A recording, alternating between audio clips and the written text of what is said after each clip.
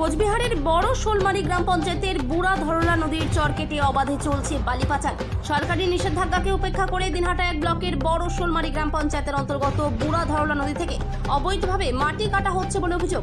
নদীর চর থেকে এভাবে মাটি কেটে নেওয়ায় নদী ভাঙনের পাশাপাশি নদীর গতিপথ বদলের আশঙ্কা করছেন অনেকেই। মাটি কেটে পাচারের ঘটনা নিয়ে এলাকার বাসিন্দারা প্রতিবাদ করলে ভয় দেখানো হচ্ছে, যার ফলে এলাকার বাসিন্দারা এ নিয়ে মুখ খুলতে নারাজ। কিছু বললেই তাদের উপরে নানাভাবে আক্রমণ নেমে আসারও আশঙ্কা করেন তারা। অভিযোগ, ভূমি সংস্কার দপ্তর ও পুলিশ প্রশাসনকে কার্যত ম্যানেজ করে প্রতিদিন মাটি কেটে ট্রাক্টরে করে পাচার হচ্ছে। শুধু তাই নয়, নদীর গতিপথ আটকে সেখান থেকে মাটি কেটে নিয়ে যাওয়া হচ্ছে। প্রকাশ্যে মাটি কাটা হলেও এ নিয়ে গ্রাম পঞ্চায়েত কর্তৃপক্ষের কাছে কোনো তথ্য নেই। অবৈধভাবে মাটি পাচার রোধে অভিযান চলবে বলেও পুলিশ সূত্রে জানা গিয়েছে। কোচবিহার থেকে সুমন মণ্ডলের রিপোর্ট, বিগ নিউজ বাংলা। দেখো, নদীতে আমাদের বড় শোলমারি গ্রাম পঞ্চায়েতের অধীনেই আসে, কিন্তু এ পর্যন্ত আমাদের কাছে কোনো লিখিত কোনো অভিযোগ নেই।